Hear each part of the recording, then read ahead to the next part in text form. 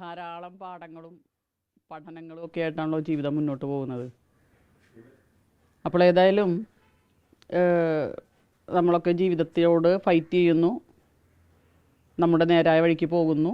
മാർഗതടസ്സങ്ങൾ ഉണ്ടാക്കാൻ ബോധപൂർവം ശ്രമിക്കുന്നവരെ നമ്മൾ ആ തടസ്സം മാറ്റി മുന്നോട്ട് പോകുന്നു. അങ്ങനെ മുന്നോട്ട് പോകുമ്പോൾ ഒരു ജനാധിപത്യ രാജ്യം എന്നുള്ള നിലയ്ക്ക് ഭരണകൂടം ഉറപ്പ് തന്ന തടസ്സങ്ങൾ നീക്കാനുള്ള എല്ലാ സഹായങ്ങളും ഉപയോഗിക്കാൻ കഴിഞ്ഞു.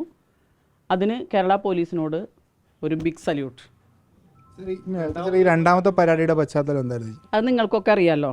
പരാതി കൊടുക്കുന്നത് പരാതിക്ക് കാരണമായ സംഭവങ്ങൾ തുടർന്നും ഉണ്ടാകുന്നു, നിയമവ്യവസ്ഥയെ വെല്ലുവിളിക്കാൻ ശ്രമിക്കുന്നു എന്നുള്ളത് കൊണ്ട് തന്നെയാണ്. നിലവിൽ കൂടുതൽ പ്രതി ചേർക്കപ്പെടുന്ന അങ്ങനെ വിവരങ്ങളൊക്കെ കൊടുത്തിട്ടുണ്ടോ? ഈ അടുത്ത ഓരോ ദിവസങ്ങളിലും കോൺഗ്രസ് പ്രവർത്തകരുടെയൊക്കെ പേരുകളൊക്കെ പറഞ്ഞു കേൾക്കുന്നുണ്ട്, മെയിലായി പരാതി കൊടുക്കുന്നു. അല്ല, നമുക്ക് ഇപ്പോൾ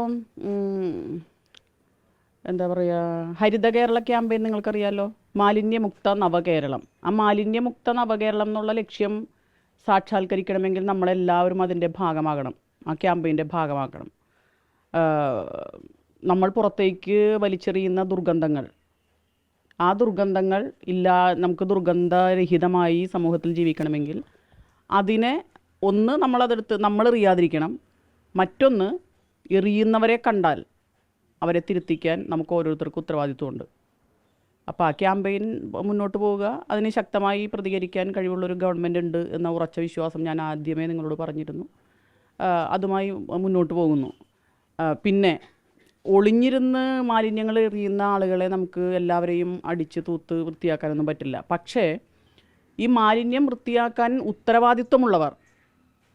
ഉത്തരവാദിത്വമുള്ളവർ ആണ് എന്ന് ബോധ്യപ്പെട്ടാൽ അതിനെതിരെ പ്രതികരിക്കാനുള്ള ഒരു പൗരൻ്റെ ഉത്തരവാദിത്വം, അതാണ് ഞാൻ ഏറ്റെടുത്തത്. അതുപോലെ ധാരാളം സ്ത്രീകളും ഏറ്റെടുത്തിട്ടുണ്ട്, പുരുഷന്മാരും ഏറ്റെടുത്തിട്ടുണ്ട്.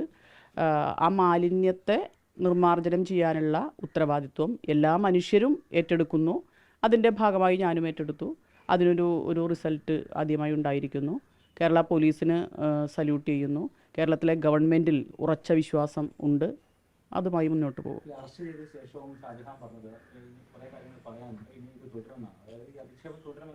അതെ അതിപ്പോൾ അത് അദ്ദേഹത്തോട് ചോദിക്കണം. അദ്ദേഹത്തിൻ്റെ മനസ്സിലുള്ളത് എന്താണെന്നോ അതൊന്നും എനിക്കറിയില്ല. അത് നിങ്ങൾ പുള്ളിയോട് ചോദിക്കണം.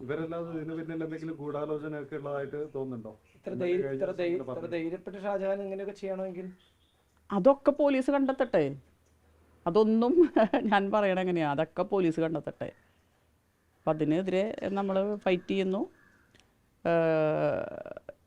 20-ാം നൂറ്റാണ്ടിൽ ജീവിച്ചിരുന്ന അമേരിക്കൻ റൈറ്ററായിട്ടുള്ള ഏണസ്റ്റോ ഹെമിംഗ്വേ, അദ്ദേഹത്തിൻ്റെ ഒരു നോവലുണ്ട്, the old man and the sea. 82 ദിവസം നടുക്കടലിൽ ഒരു മീനെപ്പോലും കിട്ടാതെ മാനസികമായി പ്രയാസപ്പെട്ട് ഇരുന്ന സമയത്താണ് വലിയൊരു മീൻ തന്നെയും കൊത്തിവലിച്ചുകൊണ്ട്, തൻ്റെ ചൂണ്ടയെയും കൊത്തിവലിച്ചുകൊണ്ട് സമുദ്രത്തിൻ്റെ അഗാധതകളിലേക്ക്, ആഴങ്ങളിലേക്ക് കൊണ്ടുപോകാൻ തക്ക വിധത്തിൽ വലിച്ചുകൊണ്ട് പോകുന്നത്.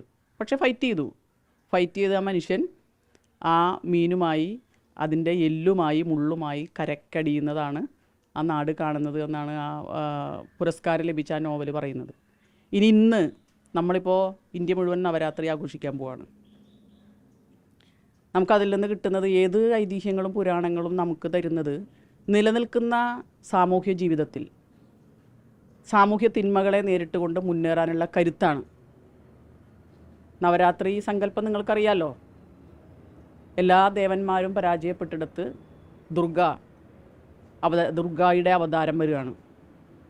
ആ നിഷ്ഠൂരനായ അസുരനെ നിഗ്രഹിക്കുന്ന, തിന്മയെ നിഗ്രഹിക്കുന്ന നവരാത്രിയുടെ മഹോത്സവത്തിൻ്റെ എല്ലാവിധ ആശംസകളും നൽകുന്നു. നന്ദി. ലോകത്തെവിടെയായാലും ഏത് സമയത്തും 24 വാർത്തകളും ഓഗ്മെന്റഡ് റിയാലിറ്റി പാക്കേജുകളും എക്സ്പ്ലെയിനറുകളും വിശദമായി കാണാൻ ഞങ്ങളുടെ യൂട്യൂബ് ചാനൽ നിങ്ങൾക്ക് സബ്സ്ക്രൈബ് ചെയ്യാം.